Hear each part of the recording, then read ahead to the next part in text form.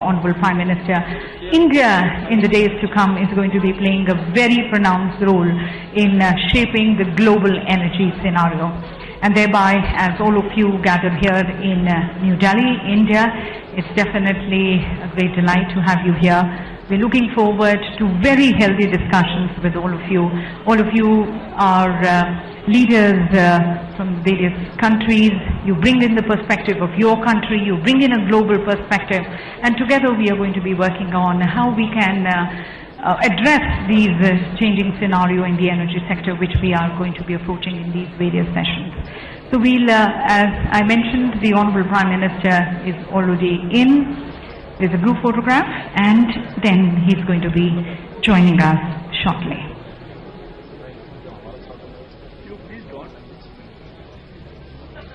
And ladies and gentlemen, we now have the Honorable Energy Ministers of various countries, along with the leaders and the heads of various international organizations, the CEOs of the leading oil and gas companies who are part of the group photograph with the Honorable Prime Minister. They are just joining us. Let's give them a big hand, ladies and gentlemen, and welcome them here in the gathering.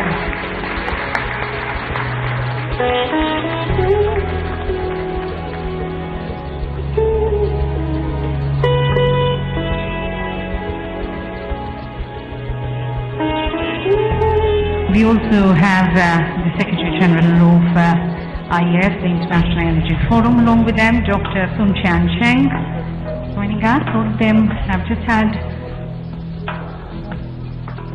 meetings with the Honorable Prime Minister, the group photograph, and now joining us here.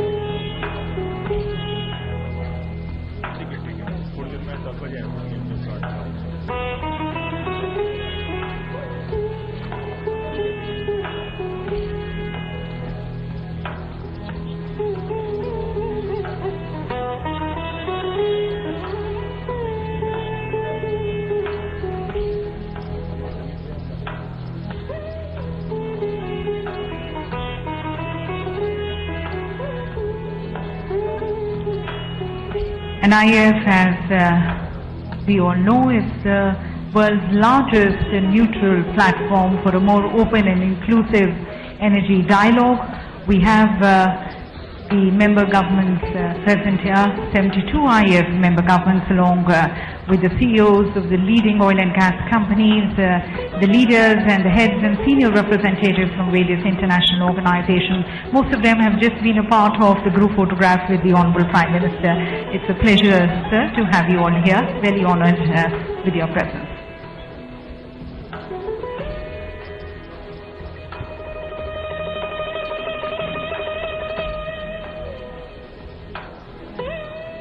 And ladies and gentlemen, IEF 16, as you all know, basically builds on the outcome of IEF 15 Algiers ministerial and the major market developments which have taken place since the time the IEF ministers last left.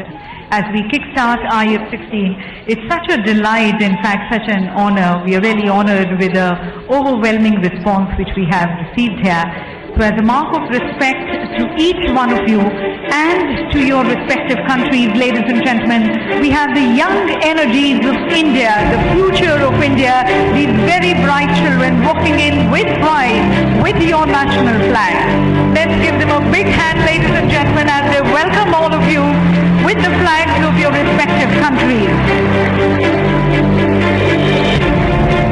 Each one of you, them, ladies and gentlemen, representing your country here with your national flag, a ceremonious welcome to all of you, to India, to IEF 16.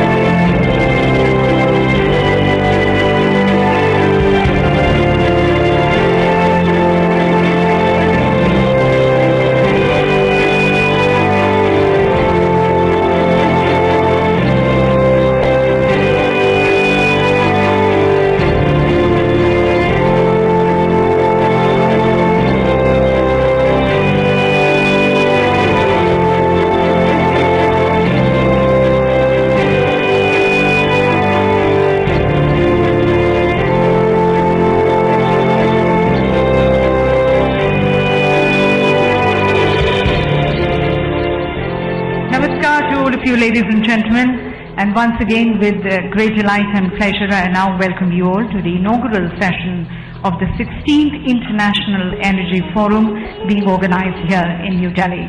And ladies and gentlemen, it is after a long gap of 22 years that India today is the proud host of this very prestigious, neutral energy dialogue platform. And thereby, definitely an honor for us, a privilege for us to be hosting all of you, along with our co-hosts China and Korea. And as we take these discussions forward, as you're aware, the overarching theme of IF16 is the global energy security, which we talk about the future of global energy security, and within that the transition, technology, trade and investment, the correlated focal areas which we are going to be taking it forward. But before we open the doors for the discussions and deliberations, we bring you greater insights into IF16 with a short film.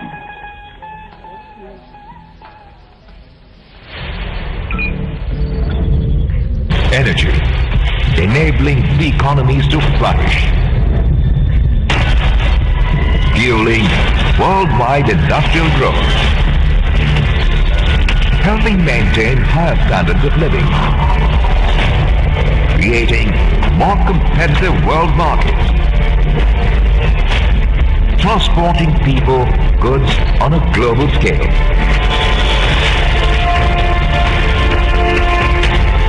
Energy, the lifeblood of modern society. The need for clean, efficient and secure energy has never been greater. At the same time, the pace of change in the global energy scenario has never been faster. The US shale revolution, solar technology advancements and cost reduction, the shifting geopolitics, and the evolution of distributed generation and systems, to name a few, have surprised even the most learned of experts. And what is to come in the near future, e-mobility by electric vehicles, smart grid, storage and digitalization are technologies that could forever change existing business models and potentially entire systems in both power and transportation sectors.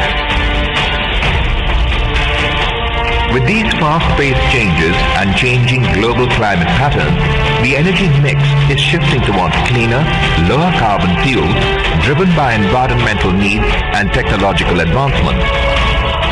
The greatest challenge lies in meeting the dual requirements of supplying the energy the world needs to grow and prosper, while also reducing carbon emissions. A renewed focus on reducing greenhouse emissions has put natural gas into the limelight as the fastest growing and cleanest burning fossil fuel. Abundant natural gas resources and robust production contribute to the strong competitive position of natural gas and liquefied natural gas as they continue to grow as key fuels in the transportation, power and industrial sectors. Fostering global cooperation in the energy domain is a prerequisite for economic growth. Covering all 6 continents and accounting for almost 90% of global supply and demand for oil and gas, the International Energy Forum aims to foster greater mutual understanding and awareness among its 72 member countries, thereby ensuring global energy security.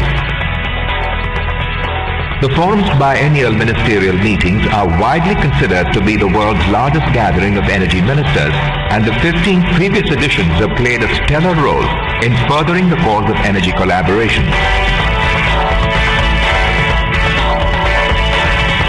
The Joint Organizations Data Initiative, or JODI, is IEF's grand initiative to ensure data transparency in energy markets, whereby undue price volatility can be moderated, contributing to greater stability in world supplies.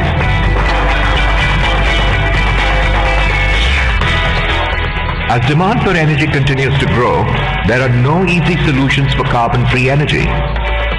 While renewables like wind and solar have come up as worthy alternatives, they still provide a very small share of the world energy mix. Biofuels, hydrogen fuel cells, etc. will eventually play an expanded role with further technological advancements, cost reductions, and policy support from governments. While we continue to hunt down new sources of energy, we must also reflect on the lopsided nature of energy consumption. Synergies fostering greater mutual understanding and awareness of common energy interests among nations can go a long way in bringing the bottom of the pyramid to light. As the third largest consumer of oil and gas in the world, energy continues to be the key driver of economic growth in India. Sustainable, stable and reasonably priced energy is essential for the country's outreach programs to deliver the fruits of economic development to the masses. My vision for India's energy future has 4 pillars: energy access, energy efficiency, energy sustainability, energy security. While attaining these objectives, keeping the environment paramount is a prime objective, as is conserving of energy resources, and India continues its quest for equitable distribution of these resources. The world is on the cusp of change. Global cooperation, sustainable economic growth, and technology innovation will help steer energy systems worldwide towards the new transformed future. This requires new policies, strategies, and the consideration of novel and at times risky investments. We invite you to address these pressing issues before the world and find solutions that mankind will be thankful for in times to come. The future of global energy security, transition, technology, trade, and investment.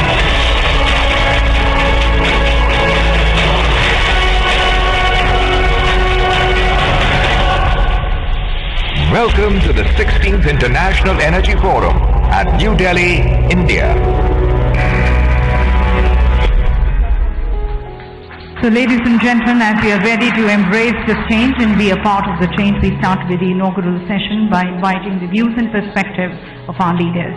Please join me as I invite here on stage His Excellency Dr. Sun Chang-Chen, respected Secretary General of the International Energy Forum.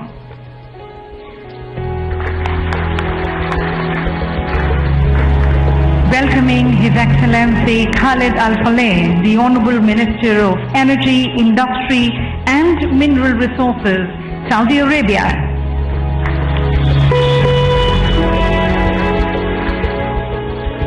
Ladies and gentlemen, His Excellency Shri Narendra Modi, the Honorable Minister for Petroleum and Natural Gas and also the Minister for Skill Development and Entrepreneurship, India.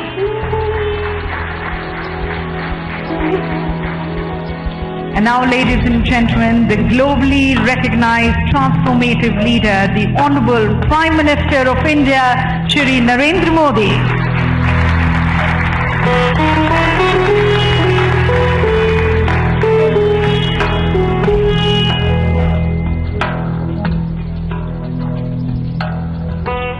Ladies and gentlemen, this is the inaugural session and basically a context-setting session. So I first request and invite His Excellency Dr. Sun Chang-Chen, respected Secretary General of IF, for his opening remarks.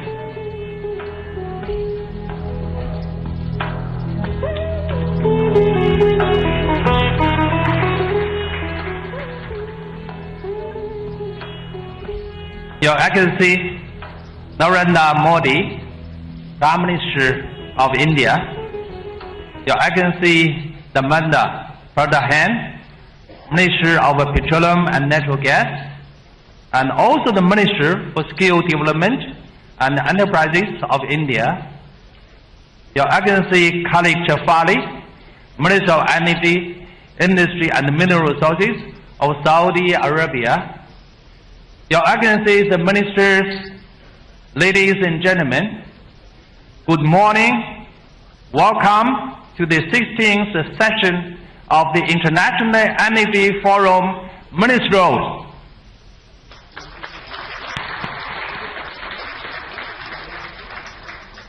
It is my honor and a pleasure to be here in New Delhi. The great 17th century India poet Mirza Ghalib described it best. He said, I asked my soul, what is a Delhi? She replied, the world is a body and Delhi is its life. I'm proud to hold our flagship event in India, a country whose future is bright and blooming. As a result, India will help drive global energy market development in the coming decades. I welcome 332 delegations, including 50 more ministers, 30 captains of industries, and 12 of heads of international organizations, among 1,200 plus delegates here today. This 16th IEF ministerial meeting would not be possible without the tremendous commitment and dedication from the India government. Let us thank the host country of the IEF 16 and applaud the India government for its leadership.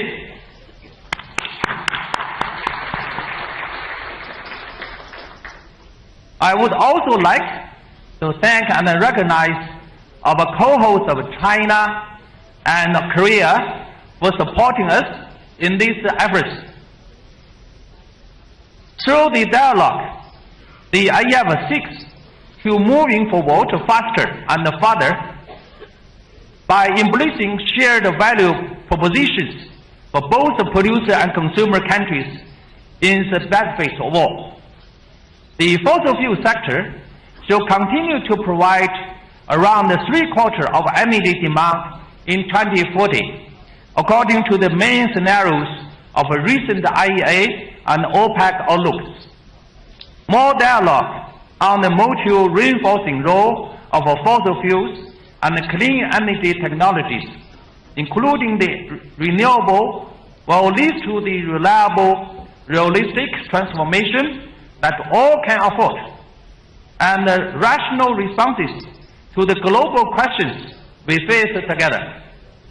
Energy sector transformation do not happen overnight, so it is imperative that we acknowledge the present energy market reality and discuss how technological and policy change impact the trade and investment in both the short and long term. Dialogue on involving energy dynamics among producer and consumer countries is where the IEF 16 Ministerial, the largest gathering of energy ministers in the world, become relevant. What has IEF achieved since we last met at the landmark IEF 15th Ministerial meeting in Algiers in 2016? With your support over the past 2 years, we enhanced dialogue on energy security and orderly energy transitions at the 2 intergovernmental meetings. The 5th IEF IGU Ministerial Guest Conference hosted by India in New Delhi in 2016, and the 7th Asia Ministerial Energy Roundtables hosted by the Thailand government in Bangkok in 2017.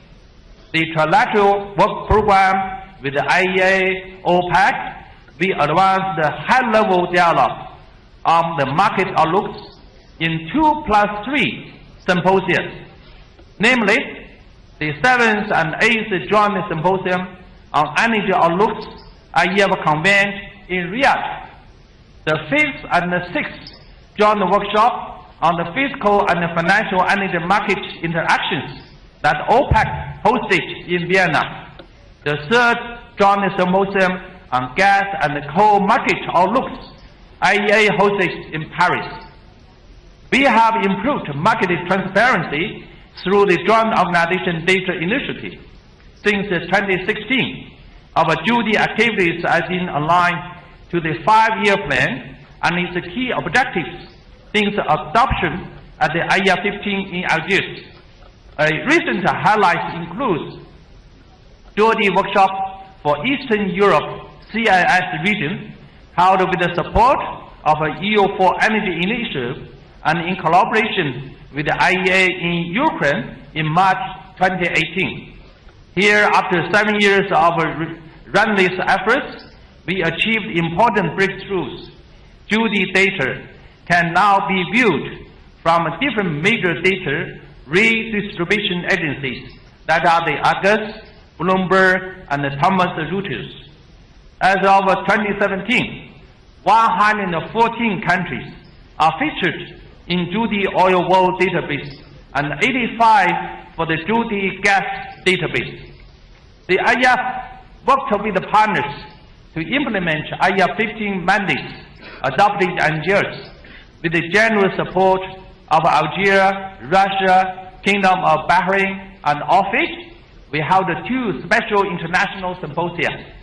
In the context of G20, we continue to contribute to the G20 agenda on market transparency, on the G20 presidency of Argentina, and further advance the IEF energy efficiency knowledge framework under the G20 presidency of Germany. This involved the dialogue on efficient and healthy energy markets in key meetings with the European Union partners. We look forward to take the outcome of these discussions further in this year's IEF 16 Ministerial, gathering on the theme, the future of global energy security, transition, technology, trade, and investment. The many submissions we have received from the official IEF 16 publication and the comprehensive IEF BCG background materials and the papers received from IEA, OPEC, and OFID further set the stage for a timely and well-informed dialogue. With your contribution to the outcomes of this IEF 16 Ministerial, we will take the dialogue forward. The 6th IEF IGO Ministerial Gas Forum on 21 to 22nd November this year in Barcelona, Spain. The 2nd IEF IAC Symposium on 31st July 2018 in Beijing, China. The 8th Asia Ministerial Energy Roundtable, the UAE hosts on 9 to 10 September 2019 in Abu Dhabi. Thank you for your attendance and attention.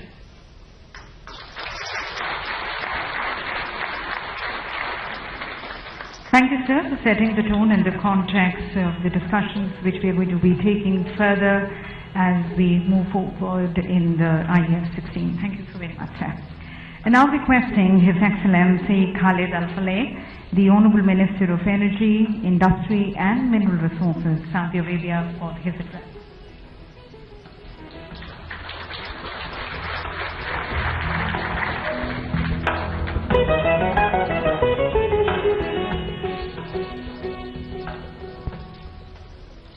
Bismillah ar-Rahman ar-Rahim. Honorable Prime Minister Shri Narendra Modi, Honorable Ministers and Excellencies and distinguished ladies and gentlemen, I am delighted to be back in India, or may I say, incredible India. This nation has achieved tremendous development and prosperity and possesses so much potential for the future, which is a sentiment of the successful and visionary policies of the Honorable Prime Minister. It is a distinct privilege for all of us, sir, to have you inaugurate this important event.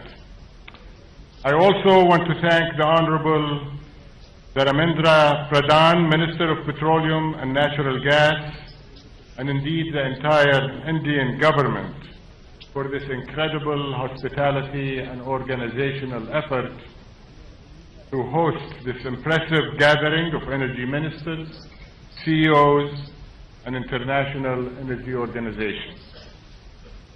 It is very fitting that this IEF ministerial meeting is being held in a nation which over the coming quarter century will see the fastest energy demand growth in the world, accounting for almost 1/3 total energy demand growth.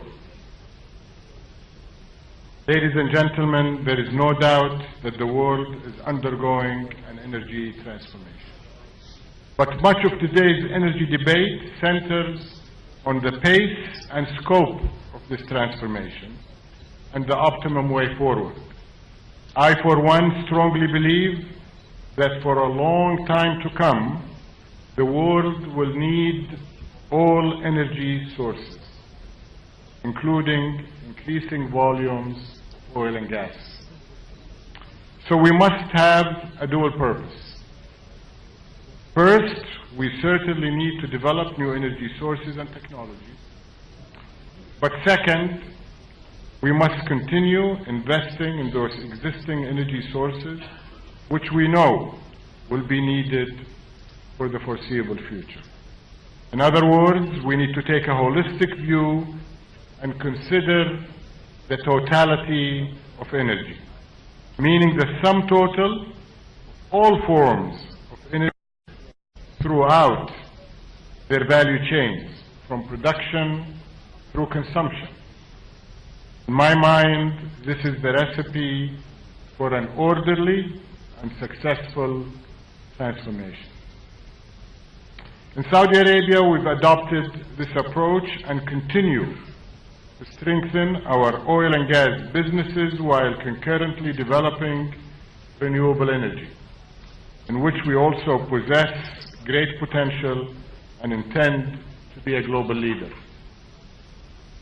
This emphasis is expressed in the recent announcement by our Crown Prince, His Royal Highness Prince Mohammed bin Salman, of a $200 billion investment to develop 200 gigawatts of solar power, one of the world's largest ever solar programs. Ladies and gentlemen, when we discuss energy, we must keep in mind the issue of energy accessibility, adequacy, and affordability, especially since energy is such a pivotal driver of economic growth, job creation, and the ability of people to raise their living standards. Likewise, we need to consider the environmental aspects of energy in order to achieve economic development and protect the well-being of our planet. This was eloquently stated by the Honorable Prime Minister in the video we just saw when he talked about energy access, energy efficiency, energy sustainability, and energy security. One guiding principle of the Paris Agreement is that global climate actions must be taken within the context of sustainable development and poverty eradication. So as we move towards implementing the agreement in 2020, we must reduce the impact of greenhouse gases in a manner that minimizes risks to energy security, cushions economic impacts, and preferentially focuses on sectors that deliver the biggest bang for our buck. And as we gather here in India, we must take note of the visible economic, energy, and environmental challenges faced by developing nations, while calling on industrialized nations to take the lead from an equity perspective. We therefore need to promote more pragmatic energy policies for the future, keeping in mind the complex factors involved, the fact that countries are at different development stages and the rapidly changing technological landscape. That is best accomplished through discussions like the dialogue we're kicking off this morning, which is most fruitful with the full involvement of key stakeholders under the IEF umbrella. I am glad we're able to bring together such influential agencies as the International Energy Agency, OPEC, the Gas Exporting Countries Forum, the World Energy Forum, and the World Petroleum Council, amongst others. The IEF has done a tremendous job of advancing consumer-producer dialogue, but it would perform another invaluable service by organizing the effort to develop an optimum energy transition blueprint. I also believe the importance of the global energy dialogue has never been greater than at the present moment, when so many uncertainties surround the energy markets. Unfortunately, even as we call for a totality of energy approach, the future supply situation of many proven energy sources is not very reassuring, particularly for oil. Many of us are familiar with the misguided and contrary notions of peak supply and more recently peak demand, both of which lost credibility over the years. But today, rather than a peak, I am more concerned about a trough that is real, and that is the threat of trough investments, which is much more worrying because lagging investments has real-life consequences, not just a conceptual existence in blogs and newspaper articles. At present, even though oil demand has been growing recently at a rate of 1.5 million barrels per day, oil investments have not kept pace. This is due not simply to immediate market conditions, but also to an investment climate shaped by adverse sentiment and misleading signals from policy makers, some financial institutions voicing negative views, and misguided talk of stranded resources. You can imagine that in this kind of environment, investors would not be willing to pour trillions of dollars into maintaining and growing much-needed oil supplies. Honorable Prime Minister, ladies and gentlemen, as fossil fuels will be with us for many decades to come, we must create an enabling and encouraging environment for investments all along the petroleum value chain, and to drive for the use of advanced technologies to minimize the carbon footprint of these proven fuels. Then, and only then, can we ensure we're concurrently advancing both the accessibility and sustainability of energy use. With regards to the short-term market, which I know is on the minds of many of you, we see strong fundamentals and reasonable balance, despite a certain degree of volatility. But enhancing market stability over the longer term will require a concerted and consistent effort. So we within OPEC and our partners outside the organization are sustaining our coordination agreement. In my view, it is reassuring that 24 of the planet's foremost oil producers remain committed to maintaining long-term market stability and playing a responsible and responsive role in bringing investment levels back to where they need to be. In this context, Saudi Arabia and Russia are discussing extending cooperation in order to monitor the market and take joint action when necessary to maintain stability, which is good news for producers and consumers alike. Of course, the Kingdom has always been a responsible and reliable actor and has consistently adopted a long-term view of the market.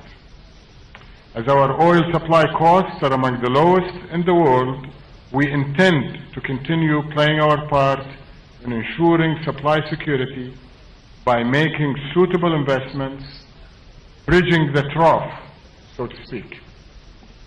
In fact, Saudi Arabia's spare oil production capacity represents the majority of global spare capacity today. And as many of you know, there have been numerous occasions in the past when our spare capacity has meant the difference between prosperity and peril for the global economy. Today, I can assure all of you that we will continue to play that responsible role going forward.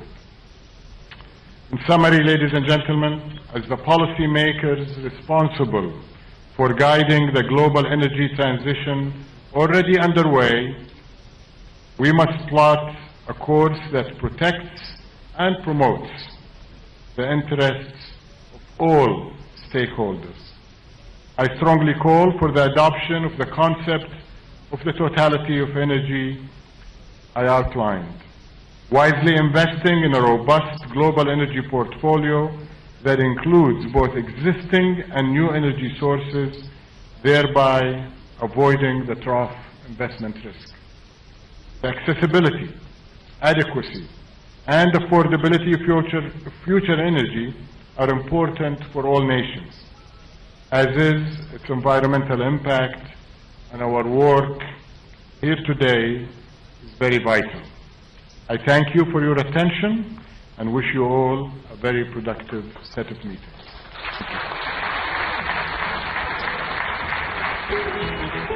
Thank you, sir, for your views on how we approach the grand transition which the energy sector is experiencing globally, especially in the wake of the huge disruptions and uncertainties. Thank you for your views. And now, ladies and gentlemen, I request and invite His Excellency Shri Narendra Modi, the Honourable Minister for Petroleum and Natural Gas and the Minister for Skill Development and Entrepreneurship, India, for his address.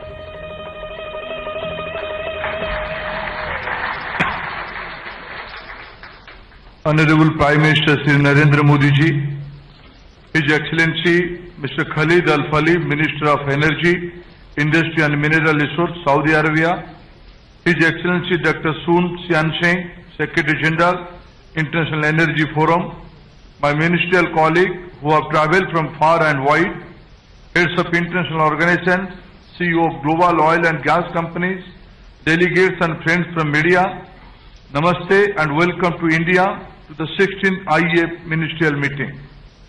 It is indeed an honor and privilege for me to welcome all of you to the 16th IEF Ministerial Meeting.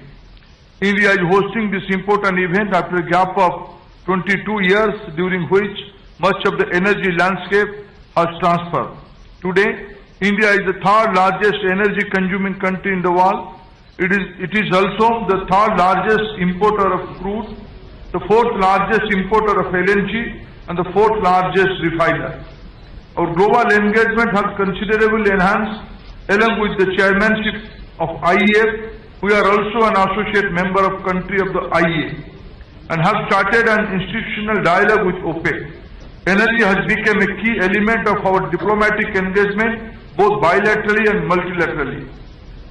At the core is the resolve of the government led by Prime Minister Shri Modi to provide universal access of clean, affordable and sustainable source of energy to all our citizens. For him, energy access is about improving and transforming the socio-economic lives of the common people of India. In India, in the last 4 years, the oil and gas sector has witnessed several path-breaking reform initiatives on the both policy and regulation fronts. On the upstream side, we have implemented a national data repository which houses the geology and geophysics, drilling and production data for all basins in India. The new formula to determine the price for domestically produced natural gas has been implemented, while a special market-friendly pricing dispensation has been put in place for gas production from difficult areas. We have launched a new investor-friendly policy called Hydrocarbon Exploration Licensing Policy, or HELP, which allows marketing and pricing freedom to operators. Several new measures are being taken to expand gas pipeline and LNG infrastructure in India, including investing in the construction of the fast cross-country gas pipeline in eastern and northeastern India. We are setting up fast-ever gas trading hub during the last quarter of this year. The government is also working on unbundling marketing and transportation of gas. In coming months, we are linking about 170 new districts with city gas networks. Prime Minister, during his tenure as Chief Minister of Gujarat, had raised the share of natural gas to 26% in the energy basket of Gujarat. At national level, we are working towards raising the share of gas from 6.5% to 15%. In the downstream sector, we have deregulated the price of high-speed diesel, thereby giving a level playing field for the private fuel retailers. Last year, we introduced the practice of daily dynamic pricing. In sync with Prime Minister's commitment at Paris Climate Conference, we are promoting biofuel, Euro 6 fuels, LNG and CNG as transport fuels. The much appreciated PM Ujjwala scheme to give universal access to the LPG as a cooking fuel is also a step in this direction. Prime Minister has always given importance to energy sector, given its linkage to development and elevation of poverty. He has defined 4 pillars of energy foundation for India: energy access, energy efficiency, energy sustainability and energy security. He has also quite rightly pointed out that we must avail all sources of energy such as solar, wind, hydro, coal, oil, gas, nuclear and biofuel, etc. I sincerely believe that this narrative can be a model for the world, especially for the developing countries in their pursuit to achieve fine balance between securing their energy needs and achieving economic and social development. From a global perspective, global market shifts, technological disruption and possible disruption in form of energy transitions are shaping the future of energy security. We cannot work in isolation. Any action on energy must take into account the global consensus achieved by the United Nations 2030 Agenda for Sustainable Development, the Paris Agreement of 2015 and decision of the G20 leaders meeting in Hamburg in 2017 and regard energy security as one of the guiding principles for energy transition. The uniqueness of IEF as a neutral forum is that it brings together producers, consumers, international organizations and CEOs to engage in a frank and transparent and inclusive dialogue. I am sure you are all looking forward to hearing our Prime Minister about his energy vision. So I end here and welcome all of you again to IEF and to India and wish you a pleasant stay. Thank you, friends.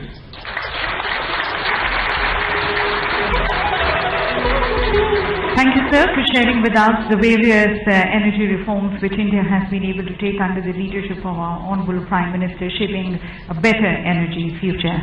And as we now look forward to the vision of our Honorable Prime Minister, I request and invite the Honorable Prime Minister of India, Shri Narendra Modi, for his inaugural address.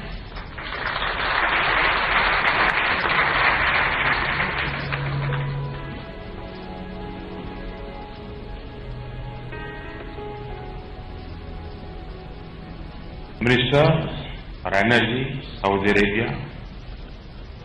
Minister of Petroleum, Natural Gas, India. Secretary General, International Energy Forum. Distinguished delegates, ladies and gentlemen, welcome to India. Welcome to 16th International Energy Forum Ministerial Meeting. I am happy to see such a large participation of energy ministers from producing and consuming nations, heads of international organizations and CEOs in this forum. As you come together today to discuss the future of global energy, the world is seeing a great transition in energy supply and consumption. Consumption growth has shifted to non-OECD countries, Middle East, Africa, and developing Asia. Solar photovoltaic energy has become economical compared to all other energy sources. This is changing the supply paradigm. Abundant availability of natural gas globally with increased percentage of LNG and natural gas, is contributing to the primary energy basket. The US may soon become the largest producer of oil. It is predicted to meet a major portion of the additional oil demand in the next few decades. Coal may gradually go out of favor as a major contributor to primary energy in the OECD world and later in developing countries. The transport sector will see massive changes in the next few decades with adoption of electric vehicles. The world is committed to the climate change agenda based on the COP21 agreement. The energy intensity of economies will change with focus on green energy and energy efficiency. Last month, I came across an energy forecast prepared by an agency according to which India will be the key driver of global energy demand in the next 25 years.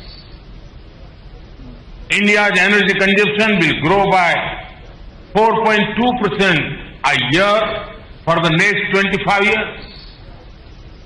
This is fastest among major world economies.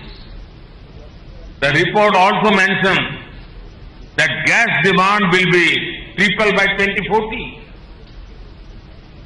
The number of electrical vehicles will rise to 320 million by 2030, up from 3 million today. We are entering an era of energy abundance. However, 1.2 billion people still do not have access to electricity. Many more do not have access to clean cooking fuel. We must ensure that this situation is not exploited to the detriment of the underprivileged. People must have universal access to clean, affordable, sustainable and equitable supply of energy. Let me share with you some of my thoughts on the hydrocarbon sector and our endeavor to achieve energy security. Oil and gas are a commodity of trade, but also of necessity. Whether it is for the kitchen, for a common man, or for an aircraft, energy is essential. The world has for too long, seen prices on a roller coaster. We need to move responsible pricing, which balances the interests of both the producer and consumer. We also need to move to transparent and flexible markets for both oil and gas. Only then can we serve the energy needs of humanity in an optimal manner. If the world has to grow as a whole, there has to be mutually supportive producers and consumers. It is in the interest of producers that other economies keep growing steadily and rapidly. This will ensure growing energy markets for them. Efforts at artificially distorting prices are self-defeating, as history has shown us. They also cause undue hardship, particularly to those at the bottom of the pyramid in developing and least developed countries. Let us use this platform to build consensus on responsible pricing.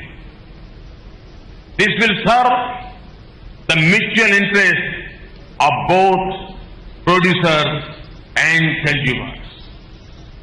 Given global uncertainties, India also needs energy security.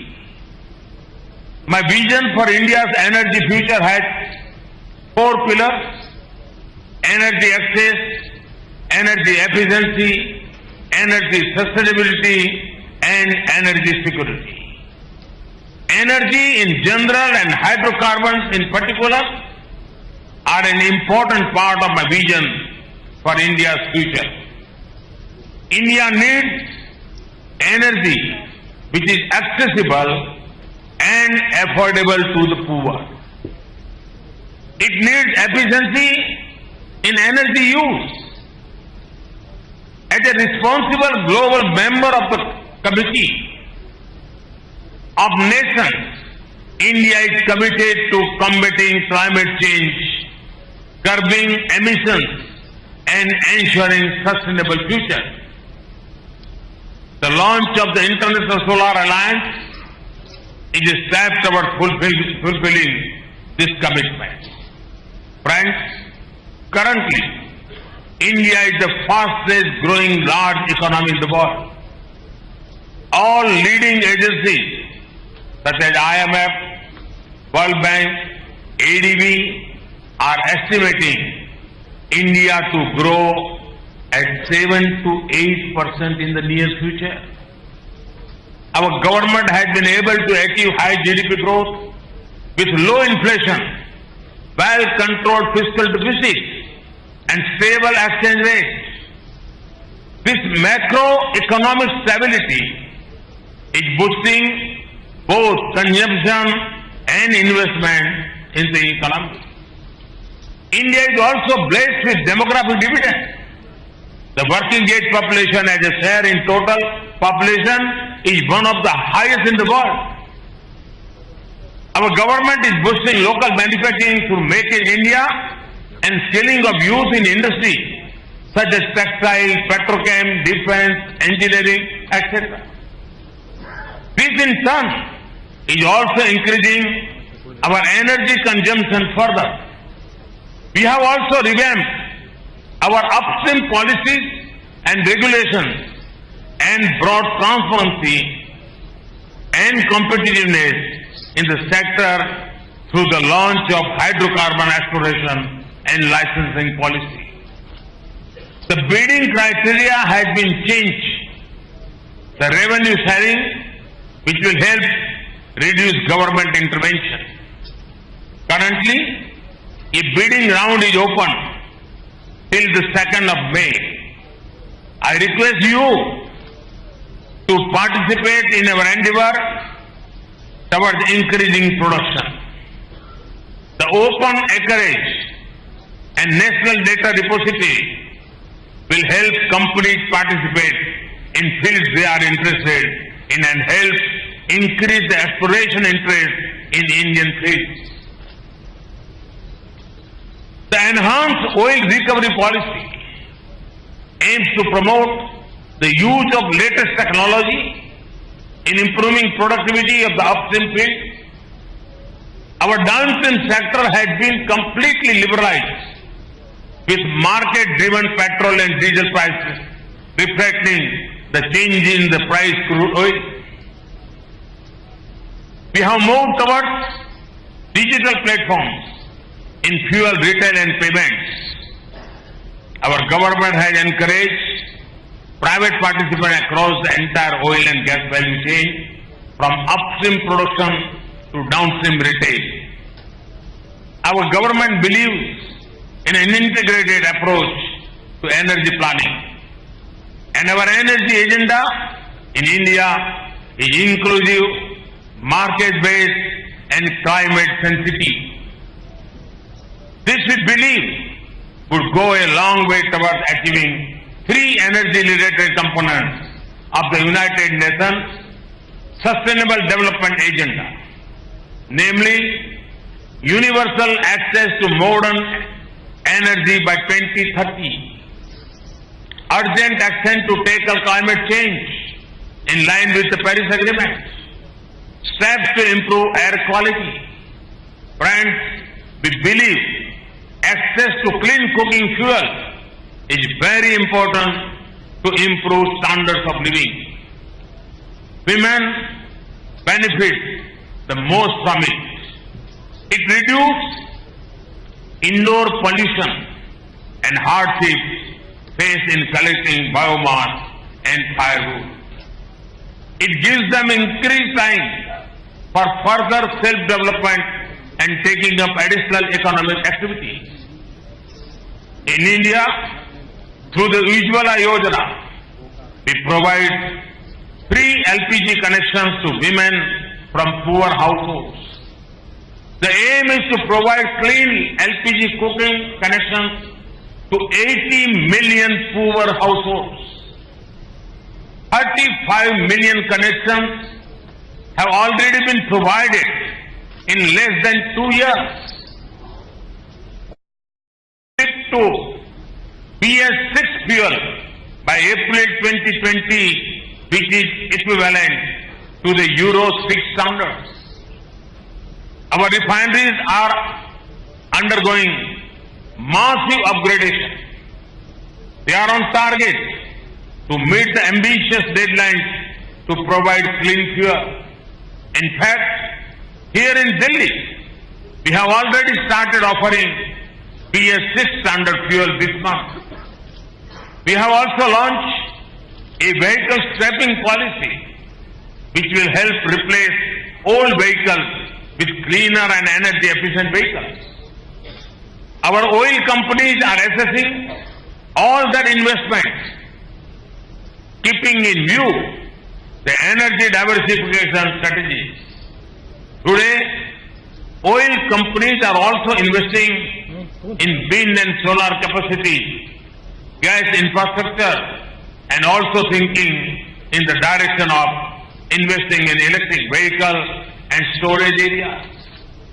Friends, as we are all aware, we are now looking towards the industry frontier 4.0, proposing to change the way industry operates in the future with new technology and processes like Internet of Things, artificial intelligence, robotics process, automation, machine learning, predictive analytics, 3D printing. Our companies are also adopting latest technologies. This will improve efficiency and increase safety and reduce costs not only in downstream retail but also in upstream oil production, asset maintenance and remote monitoring. In this backdrop, India provides the perfect setting for hosting this event to ponder over the future of the energy sector, to reflect on how global shifts, transition policies and new technologies will influence market stability and future investment in the sector. Friends, the theme of IEF 16 is the future of global energy security. I am told that the agenda aims to address issues like global shifts in producer-consumer relations, universal energy access and affordability, and promoting investment in oil and gas to meet future demand. Maintaining energy security and coexistence of new and existing technologies are also to come up for discussion. These are all pertinent subjects for the future of our collective energy security. I believe that the discussions at this forum will go a long way in benefiting the world's citizens in accessing clean, affordable and sustainable energy. I wish you all a successful and fruitful Minister Conference. Thank you. Thank you very much. Thank you, Honorable Prime Minister, sir, for sharing the progressive vision which you have envisioned for a very vibrant India. Thank you to the Honorable Prime Minister.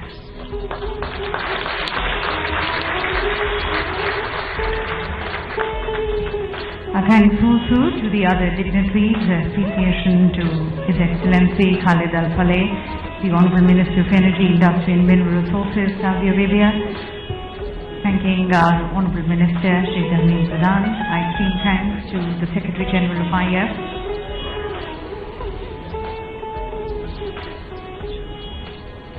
And thanking all of you ladies and gentlemen for joining us in this inaugural session. Would like to request you to kindly take your seats. We'll just take a few minutes to set the stage for the next session, as we are going to be moving straight into the first plenary session.